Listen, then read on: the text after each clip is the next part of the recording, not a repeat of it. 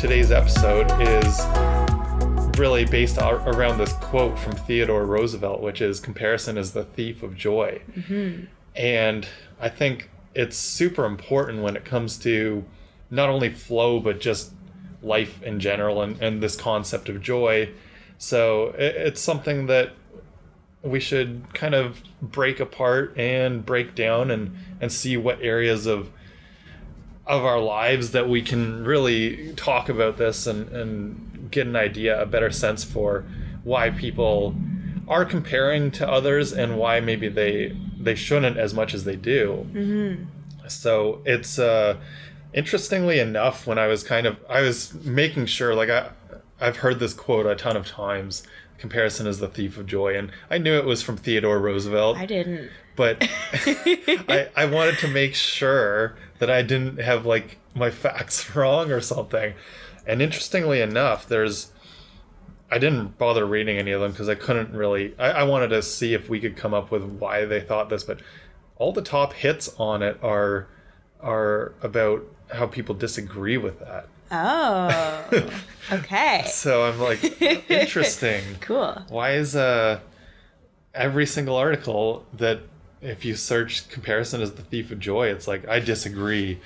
Like Interesting. It's not just like individuals' thoughts, it's like Globe and Mail and stuff like that, Yeah. like articles in newspapers. So it's like, that's very strange because I even just like my first impression of it is that's like something that I strongly agree with is this idea of comparison is the thief of joy, and that although expanding on it, something that a more modern day, if we want to call him philosopher, has said is Jordan Peterson. One of his 12 rules for life is don't compare yourself to others, compare yourself to who you were yesterday. Okay. And so I think that's where this conversation will lead, and in my opinion, that's more like, perhaps that's the argument people made with those articles about why they disagree with this comparison concept, but I can see that being like maybe what they mean by it. Yeah, that's interesting because even on my way over here, I was trying to, like, I think I agree with it, but I'm not like the more we chat, I'm kind of, I haven't yet made my stance. Okay, interesting. I have my opinions in different directions and I can see where it applies to certain areas. Yeah.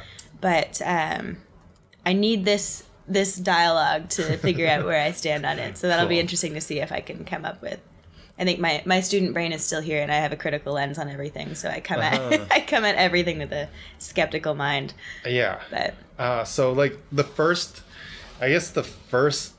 area, let's start with flow states. Sure. And because I think that kind of revolves around essentially everything if you really break it down to its finest details.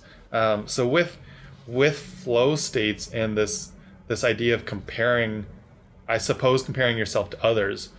So there is I don't know if that was part of Roosevelt's intention. I mean, he originally had this quote's close to 100 years old at this point, I think. I might be totally off. It's an old quote. It's an older quote though. It's been around for a long time. Yeah. And Passed then I on think from grandparents to parents to me. So yeah.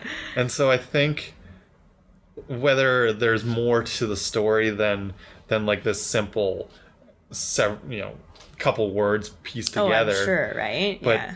with kind of the chapter in Jordan Peterson's book and this idea of comparison to who you used to be but not to others, I think that's like the key component to flow. So one of the main aspects of the flow state is what's referred to as an autotelic experience. So there's an intrinsic reward that you're seeking. You're not going after some gold medal or external reward when you're doing something. And that's kind of, I'd say that's like the very center of what a flow state's all about, is you're doing it for the enjoyment of the task, the activity itself, and not some external reward. And if you're comparing yourself to others, you're not getting that internal reward. Even if you're comparing in some sense, like there is the concept of deliberate practice with flow and how you've got to continuously improve. So in some sense, you're trying to push yourself a little bit further than what you did previously.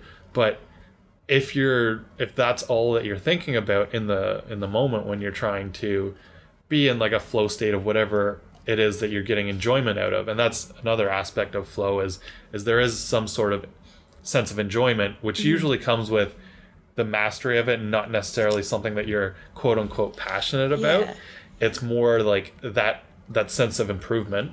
But with the autotelic experience, like this intrinsic reward, obviously if you're seeking some sort of ultimate goal, it takes away from being in the present moment. And so I think that's like, in my opinion, that's the central reason why comparison doesn't work very well with flow. Yeah, I can see that. I think just as you're talking, I'm realizing that, like, where do you source your joy? Like, if you're comparing yourself to other people, then you're also expecting those other people to feed you. Like, you want the recognition, right? Like, oh, I see, RJ, that you're better than this person over here. And then that's where you're sourcing your joy. Whereas when it's like internal or intrinsic, your joy comes from you.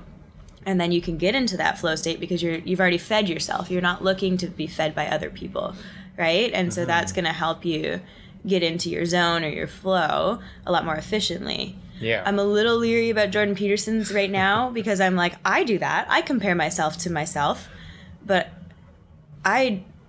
this is a vulnerable statement. From your joy, sometimes, because I used to be really cool at some things, or I used to be really good at some things, and especially with fitness, like I threw my back out a year ago, and everything's changed, right? So now I'm comparing myself with who I used to be, and I'm stuck in the past. So I'm like, oh man, I used to be able to lift this much, I used to be able to squat that much, and now I'm like half as strong as I was. So it does thief my joy. Sure. Which is interesting. Yeah.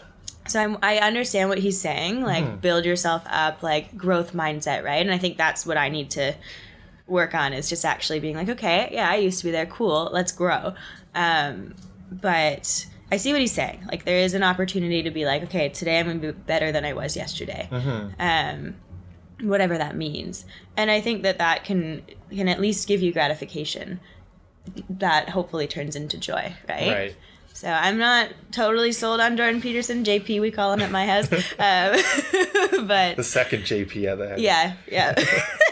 My partner's name is Jordan, for anyone listening, and he has a last name that starts with a P, and so he always goes, just another Jordan P taking over the world today.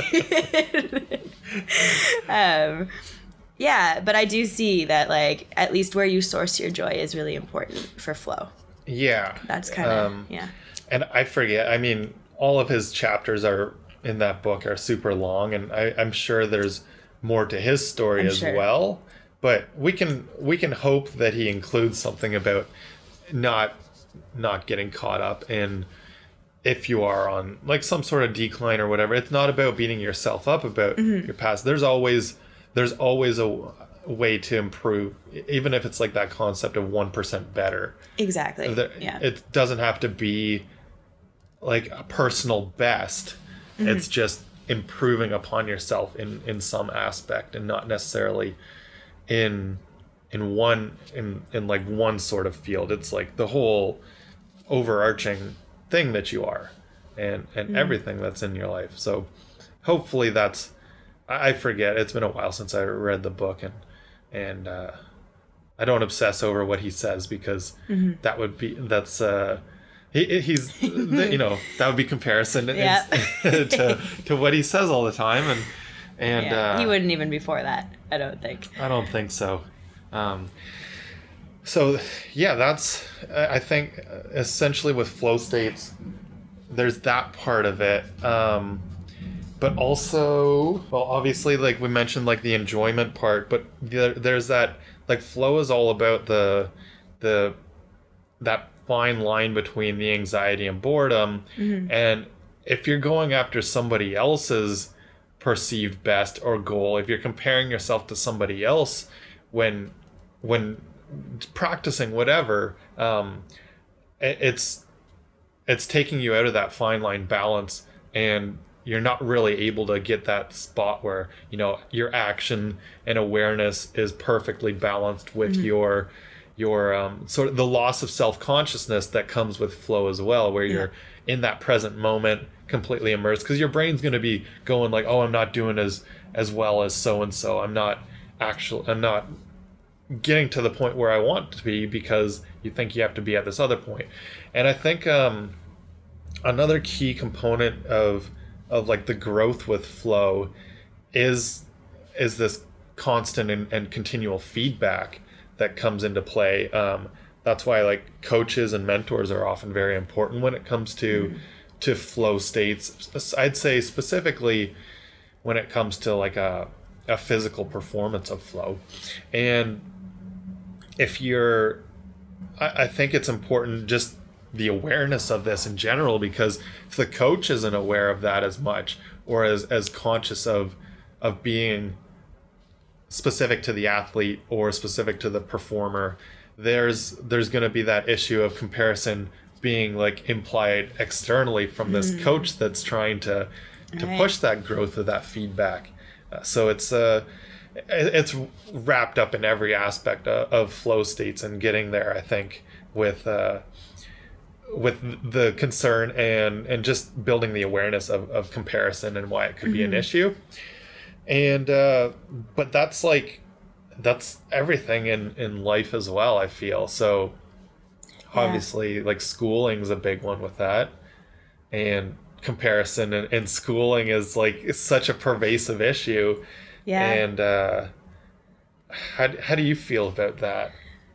The comparison in schooling, I think you see it a lot, like even in like plants tickling my face. Even in like undergraduate studies, you're seeing like, you know, apparently you're smarter if you take, you know, math as a major than you are if you take English. Like there's just this like weird, right? So it's like if you're really passionate about English, but you're comparing your apparent smarts to that of a math major, and they're apparently smarter than you, then that's going to take away from your experience like so much. Or even that like college university thing where there's comparison there, right? Whatever that even is all about. I've been to both, and I'm team college for sure.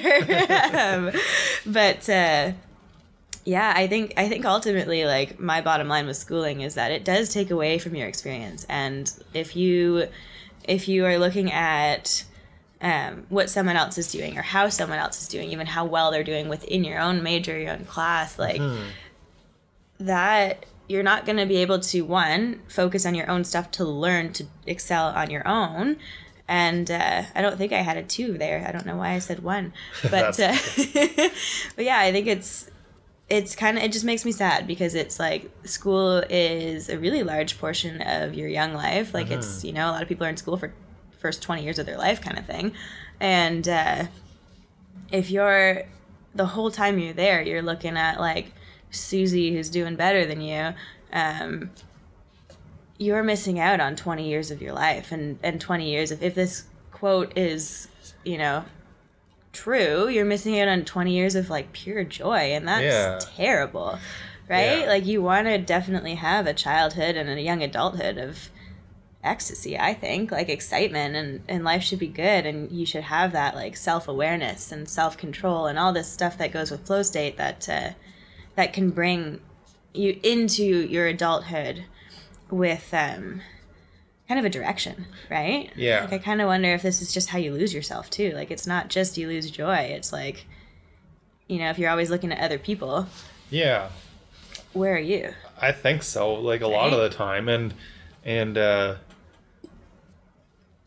you made a good point there. It's the self-awareness, because I'm not anti-school. Like I really enjoyed university and the friendships and everything I made there, and even like the challenge and like the learning aspect. It's not for everybody though, but I think that's part of the self-awareness that's big important. Time. So it's really challenging when you're still, you know, in your teenage years, early 20s, and everybody else is following that exact route, and it can be extremely challenging, but it's about that self-awareness and developing that. It's hard because we're all immersed in this world of comparison, so not only with schooling but with social media as well. And so everybody, you see everybody's going off to school, they're posting pictures of their dorm room, or they're posting pictures of Frosh Week, and they're way happier than you. They're having way more fun than you. And that's like we did the episode on digital minimalism, so we won't settle on that for too long, but it's we'll try to like really narrow into this whole comparison with social media. And I do believe we kind of touched on it because we were talking about how like everybody's doing the same sort of things on social media because they are comparing themselves to others. And I think actually Instagram did a really good thing, in my opinion, recently by removing the visibility of like counts. Yeah. And so and they said that it was for like self-esteem reasons. Yeah. So kudos to them for that. Yeah, that was quite an uproar. Yeah. I don't know if you remember. I remember watching specific people's stories who like are upcoming influencers or what have you, and it was this really interesting pushback that they were all like, you can't take this away from me, Instagram. And I'm in my like media classes at the time being like, yes, they can. They own you. But I'm really glad they did that. I honestly, I never saw a single... Oh, no? Like, I don't watch a whole lot of Instagram stories unless it's like a close friend, or with like the Flow Spa account. Sometimes it's with a customer, a client, somebody that I'm trying to like build a better relationship with and kind of get to know better, and people share their lives on Instagram and Facebook. So, but I honestly, I totally missed that, and I don't even know how long I went before I realized that the like count was gone. But I thought about it, and then I kind of saw confirmation that they did it for those self-esteem reasons, and I think it's good. I think that's great. Because that's actually, I believe, in my opinion, whether it's for business purposes, because if we're looking at the comparison, like often there is the social media aspect of business now, and so like businesses are comparing themselves to other businesses, but I actually came to a really interesting revelation with this, and I think it'll come back around. I'm not going way off topic into business or anything, but so I've been reading this book called Thinking Fast and Slow by Daniel Kahneman, and it's essentially about the two different types of systems in our brain, right? We've got the system one is like a really fast, basic, like the heuristic and bias based thought process, so that we can come up with like a quick answer and or a quick perception of the world more than like an answer per se. But sometimes it is answer based. So it's like, the implicit association tests, which kind of have in the past been under hot water for suggesting that everybody's a racist, because so those sorts of quick processes that come to the brain unconsciously. And then systems two is the more deliberate, longer thought process. And I recently got through a really interesting chapter that was kind of tearing apart a lot of my favorite books, because I'm really into the business, like how to build a great business and how great businesses work. And it's like really showing how much luck comes into play, and even those that are like quote unquote great businesses or great business leaders, luck plays, it's literally like a 10% margin between luck and the successful versus the unsuccessful person. And I was like, whoa. How do you study that? Pardon? Sorry, I'm just thinking out loud. How do you study that? How do you study luck?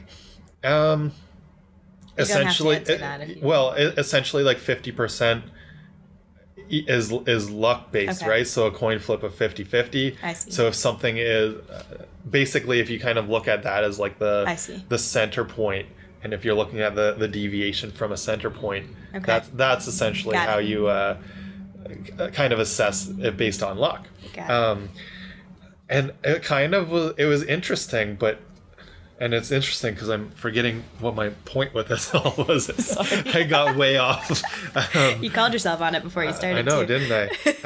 Oh, actually, okay, yes, it is. That is what it is. So, a lot of people are reading these business books, and I enjoy reading them. They're kind of cool and stuff. And I think even in the Thinking Fast and Slow, he does admit that even if you're only getting a 10% boost, that ends up being significant in the long term and stuff. You've got to keep that into account. And so he doesn't fully bash the books, but it's not like you do these things and you're set for life. That kind of idea. And so if you're obsessed with comparing yourself as a business to other businesses, whether it's through social media or through trying to implement these practices of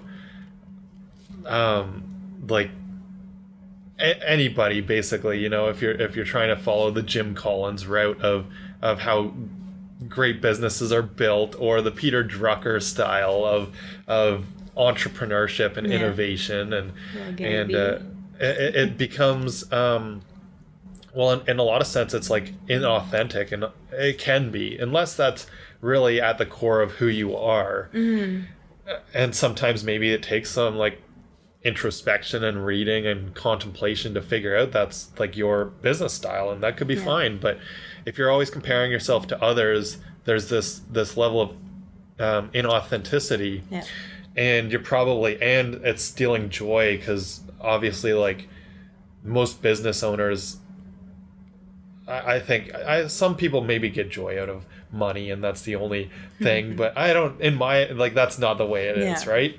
So if you're trying to always copy somebody else's style on Instagram and Facebook, and just like see what somebody else is doing, and whether it's you're getting worked up because they did 5 posts this week and you only came up with 1, or they got, well, you can't compare likes as much anymore, but if they got like this post that got a lot more traction than you, that comparison, like, it doesn't really matter in the business sense, according to this idea of Thinking Fast and Slow, according to this kind of luck factor that falls into play, and it's about consistency over time still, and but it ultimately takes away from your satisfaction with your work, because you think that you're not doing as well as you ought to be. Right.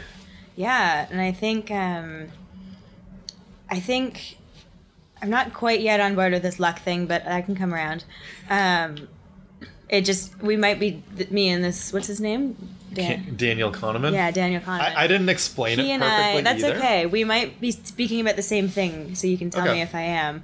But I really think that, and at least in my experience thus far, and I'm a young entrepreneur, so don't hang your hat on me. But I think what you put into your business, like the energy that you put into it, is what you're going to get out of it. Like, I'm a really big believer in that exchange. And so if I'm putting, this competitive, like, need to be better than the other guy, like, and that's what's driving my business, I think that comes across as kind of dirty, as opposed to like genuine heart and just being like, I love what I do. And so who cares what everyone else is doing? Yeah, there's business techniques, and they are really good, like, bumpers to help you stay in your lane, if you will. But I think that if you put pure heart in there and like pure joy paired with these like really awesome techniques, like that's where I'm thinking this guy means luck, right? Like that's where like you get traction, because I think you can see authenticity personally. We know Mike Doherty from last week's episode. He can see it, right? And like I think that if we tune in, like we can all have that ability, right? It's just that sixth sense of like being able to catch someone's vibe. And I think that gives you the turnaround that you deserve, which then gives you joy.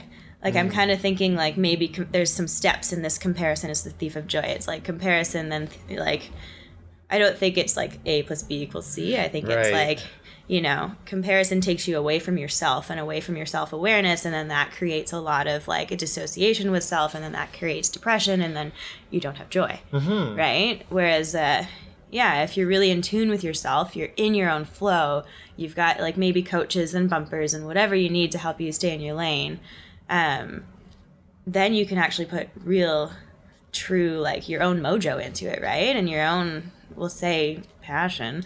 It's a weird word these days, apparently, but like I think there's a little bit of merit to that.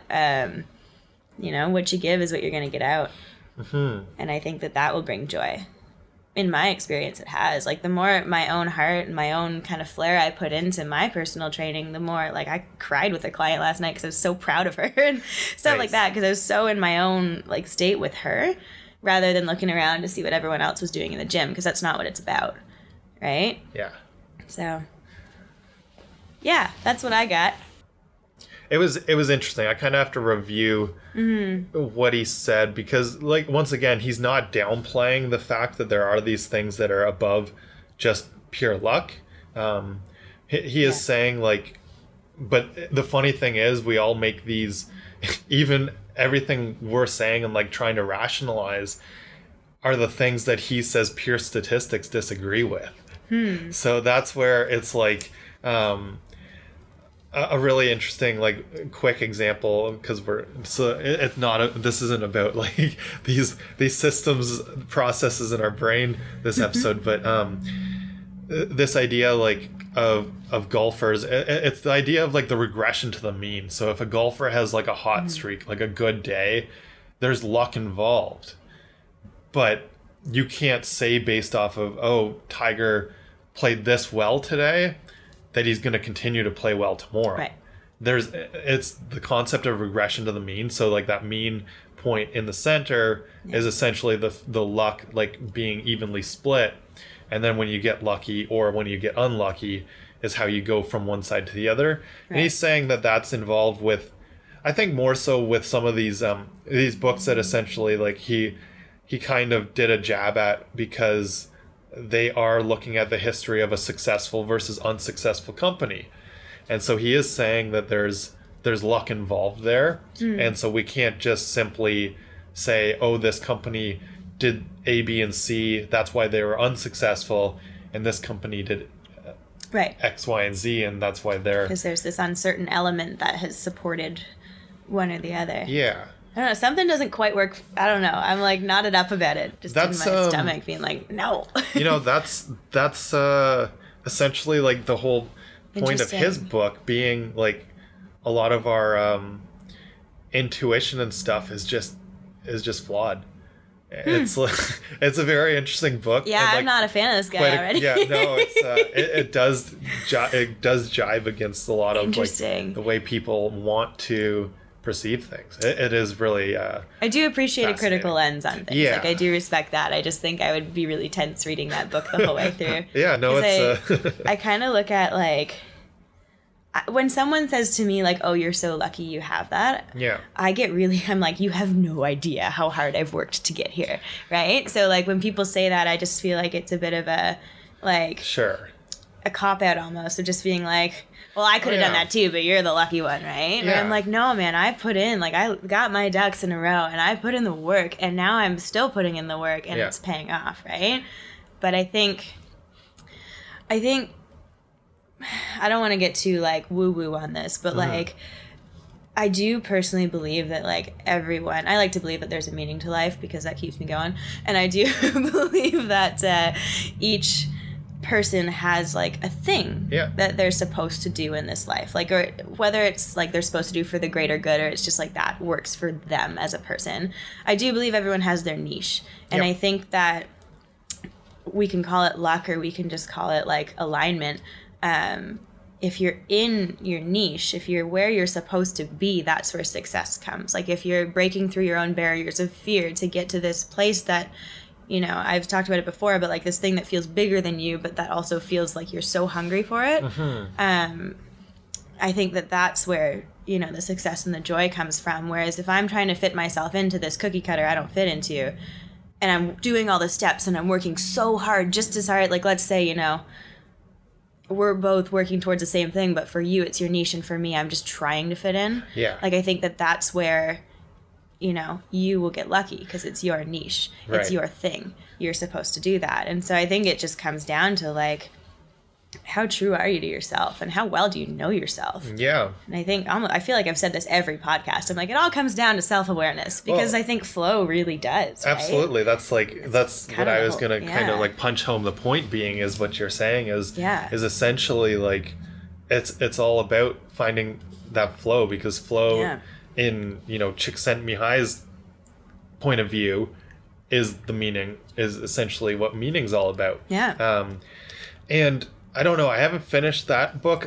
It's essentially just looking at like our flawed sort of human brain, and I don't think he's like saying that's necessarily wrong. He's just it's really like it's interesting. Like each chapter has this essentially like one of the studies he's done or whatever that shows or that somebody else has done, and he breaks down the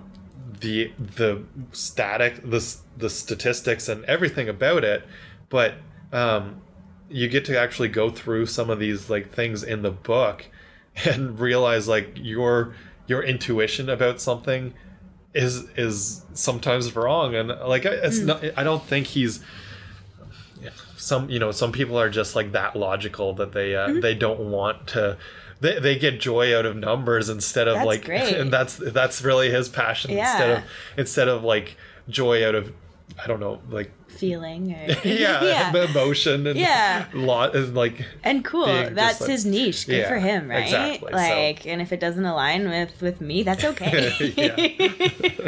I'm curious though. Keep me posted on that book. I will. Because there's always something to it, and I do look for things that kind of grind my gears, because I then can ask myself why. Yeah. Why does that grind my gears? Yeah, it's a growth opportunity. Exactly. And that's why I wanted to bring it up, because I think it sort of it goes, actually, the reason that I really wanted to mention it is it basically goes counterintuitive to the whole mission of this podcast, because the whole mission of this podcast is to build these tools for people to help implement into their own lives. And he's essentially saying that luck is or whatever is that, like, he's saying that these things, but they do make a small but I think still significant difference. He's just saying that you got to realize that the difference isn't as big as some people make it out to be.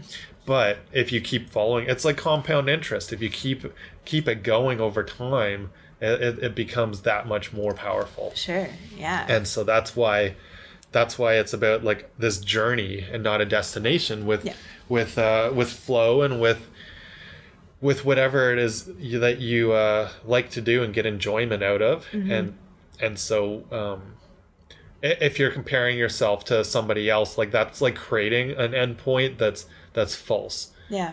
I think that's a really important point you just brought up, like the journey, not the destination, because the destination is where comparison comes from, right? Like it's, I want to be as successful as that person. And then you've already, like, this is something I was thinking about before. Or as happy as that person. Yeah, right? If we're looking at the social media lens. Sure, yeah. Like whatever it is, right? I want to be as blank as that person. One, you've done that person a huge disservice, because you've just put them in a box where they're a happy person, they are a successful person, they are this. And if they're not in that, like, you disapprove of them, right? And I don't think that's fair. Like, if I'm like, oh, RJ, you're the strongest man in Peterborough, and then one time you, like, don't hit, I don't know, whatever, then now I'm upset with you. And I think, like, in comparison terms, at least, right? Sure. Like, I don't think that that's fair to the other person to even give them that, like, pedestal, because then you're worshiping them and not being on, like, even planes with them. And I just think that's cruel. But I had a different point that was more internal rather than comparison-wise. And I don't know where it went, so... Well, I think, like, the ultimate thing here is that it's a constant reminder. Like, we all fall victim to it. We all fall prey to it. And so that's what I think the value of this episode is. It's not to, like, set somebody up on a pedestal of being, like, this perfect example of having no care for what other people are doing. It's that you need to like practice this on a daily basis. It's the same as, you know, the ego is the enemy concept of sweeping the floor, and you've got to always sweep the floor. Just check in. You can't just like have this, basically make this statement once and then you're set for life or anything. And so I think that's like a key point. Another interesting, I don't know how exactly this ties in. I'm still like playing around with it, but I like reading Seth Godin's blogs every day, because he's sort of, if you look at like all these, I don't know, gurus that are in marketing or social media or whatever, and they all have their like shtick and they all say things, but Seth kind of like is more, I don't know, like a scholar. He just, I guess he just has, he thinks about things a lot more than just spews it out, is what I feel like. And this point he was trying to make, oops, losing all my my notes and stuff, and stickers. Cool. is earning trust outperforms envy. Say it again. Earning trust outperforms envy. Cool. And I think it's central to what we're trying to get at. I think it ties in for sure. I haven't fully figured it out. I think that it kind of ties into what I was just saying, is it takes that like you're better than me thing away, right? Where it's just like, okay, we're allies in this and we're both like working towards either the same or a very different goal, but good for you and good for me. Yeah. Right? And that's where that trust comes in. So let's say we are trying to reach the same goal or endpoint, or our journeys look similar. Instead of being all grudgy that, you know, we're doing the same thing. We've talked about this before and behind the, or outside of the mic, but just the need to like celebrate the fact that like you've got an ally in this pathway if you want it, right? Like be like, that's really great that like we're both doing that. And then that trust, you can then bounce ideas off of each other and you can help each other and pick each other up, right? Whereas like if you're grumpy about it or envious about it, then that just like, first off, just like breeds bad, I don't know, like I don't want to be too woo-woo, but it breeds bad energy, right? Sure. Like it's toxic when you're kind of like, I don't know, always at like rivalry with another person. It doesn't, again, it thieves your joy, right? Like it's not good. So I think that, I don't know that it directly correlates, but I think that a like trust in your process, in yourself, even if we bring this to self, like that trust, instead of being envious of other people, just being like, no, I trust that my path is like going to take me where I want to go, can then feed you joy. Yeah. Right? And it's interesting. Yeah, it's interesting taking it those two directions, because I felt, or I guess I was trying to wrap my brain around the concept as it relates to like the relation with a customer. So like the earning trust instead of I guess this envy about maybe the customers that a competitor has, or the customers, or like just that envy around what some other like company is doing.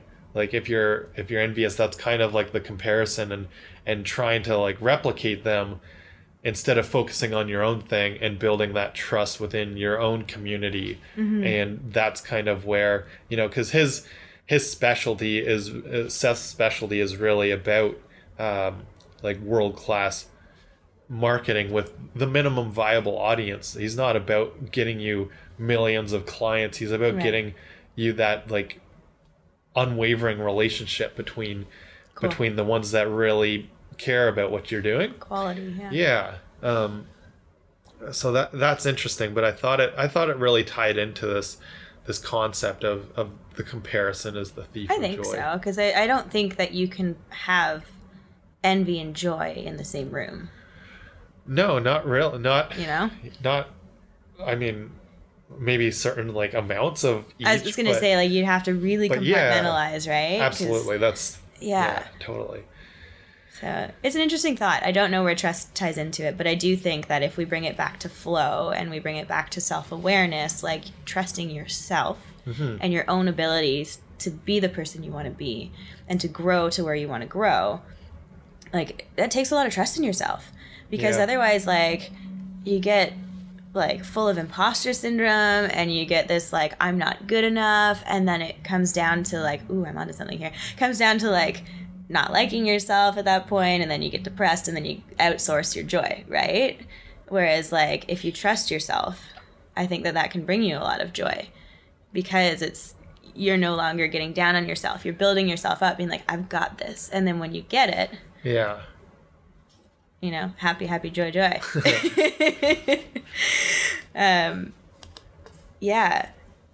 Another interesting thing, I don't know if we want to like dive into something different, or not different, just more. I was listening to a podcast the other day on joy in the workplace, because they were talking about how a lot of the times, you know, business is so serious. It's a serious art, and like they were talking about their own, it was the Elevate the Globe podcast that I really like, and they were talking about how like they're really happy-go-lucky people, and one of their biggest, they're like really self-conscious about posting like, I don't know, like Instagram videos of them like laughing or dancing, because they're afraid that no one's going to take them seriously as like businesswomen. Oh. And I found that really interesting, because I think we do see that a lot. Like everything, you know, business people are like intense and driven, and these are all really great things, but I think that like their point they're getting at is, you know, why can't we have joy in this as well? Why can't we have like playfulness in this and still be taken seriously in the world? Yeah, I guess well, the issue there obviously is that they are comparing themselves to the thoughts of others. Yeah, and they did touch on that actually. Did they? That's good. Yeah, they were like, I don't know why I care so much. Yeah. You know, and they were saying like they don't really want to attract people to their business who thinks that they're not serious business people for posting joyful photos. That kind of thing. Yeah. So, I mean, that's interesting, because it's like I guess it's that dichotomy of being aware that other people are still not out of this rat race of comparison, and trying to do it yourself. I think if we get back to like this authenticity, if we get back to this concept of trust and just doing what you're meant to do, then lean towards that stop comparing yourself to others and just do what feels best to you. Because otherwise you're leading yourself to unhappiness. Yeah, and like only you're to blame at that point, right? Like you then, even if you're comparing yourself, like you can't be like, oh, I'm so unhappy because that person's successful. It's like, no, you're so unhappy because you didn't succeed in your own thing, and then it's like, oh, I've led myself here, right? Yeah. So I think if they're posting the videos of them dancing around, then they're finding the right clients, and it's not about I mean, because social media is supposed to be I guess it's not supposed to be anything. It's what you make of it. But it's, if you want it to be fun, then have fun with it. Run with it, And I think the one thing that it does help with is showcasing like that authentic personality to a larger audience than you could otherwise get. Yeah. I mean, how else in the past would we be able to let somebody from Lindsay find out that we're like having fun doing Animal Flow in Peterborough? Yeah, fair enough. How's somebody ever gonna know? Facebook did that for me. Yeah, exactly. Right? So I think that's kind of the interesting thing with social media, having some power if you're kind of keeping it balanced and not obsessing over it and not comparing yourself to others on it. Yeah, I think bottom line, like entire podcast is just that cheesy. Just be yourself. Yeah. But actually, like, just stay in your lane and like follow that deep desire of yours, and like you have to combat fear. I think that sometimes keeps people from going on like their actual true path for a long time is fear. So like, yeah, stay in your lane, combat the fear. Like it's worth it. Yeah. Because then like on the other side of that is joy. Yeah. And I think practically like something that just came to my mind, which I was like, I'm going to do this now, is like every day just be like, where did I source my joy from today? Like ask yourself, just so that you can at least create your own data, depending on what you say, to see like, where did I source my joy from today? You know, and then not being hard on yourself, just like taking a minute to reset. Totally. If needed. Yeah. And I think in closing, just because I think it's helpful to showcase, I mean, once again, sweeping the floor, this is something that you've got to continuously practice so that it becomes ingrained in your psyche or your personality to not care as much. And so the practical take home or how this is being implemented, and you know, if somebody listening really enjoys the podcast, they subscribe or whatever, but I don't look at the numbers at all. And this is episode 23. So I do know what number it is because it helps when I'm creating like a poster or whatever. But honestly, like at this point, I still don't care. And I feel like that's where some people would have just ditched their podcast and stopped doing it. But we're not, I don't know. I think that you feel the same way. We're not doing it for the external numbers. This is fun. It is fun, isn't it? It brings us joy. So it's like, that's in the essence of why it's the FlowCast and finding your flow and getting enjoyment out of those things. And I mean, it's one of the questions, you know, I like to ask of the guests is, did you think that was like an hour or whatever, right? Because we do get into that flow state when we're in these deeper conversations and about things that we're passionate about. You get to relive it and imagine it. But I don't look at the numbers, maybe occasionally just to see if things are starting to maybe work as like try to improve upon things just from what I like the look of or whatever. But I'm not getting caught up in that at all. And hopefully by the time it actually makes a difference, that's so ingrained that it doesn't become like the big sort of I don't know, the overarching things where you become a sellout, right? That's my strategy for avoiding becoming a sellout on it and everything. I think that's just part of like staying in our lanes, right? Is that like whether or not this podcast makes it big or if it stays humble or whatever, like I myself like never want to be looked at as a person that's like, oh, you're so cool, you do this thing, right? Like I don't want to be put up on that pedestal, and that's like, I'd rather just stay humble, stay in my lane, do my thing, and find joy from that, regardless of whether it's shiny or not, right? To the other people, because that's comparison, and who cares, right? So. And I think just the final closing statement is because at the end of the day, nobody cares.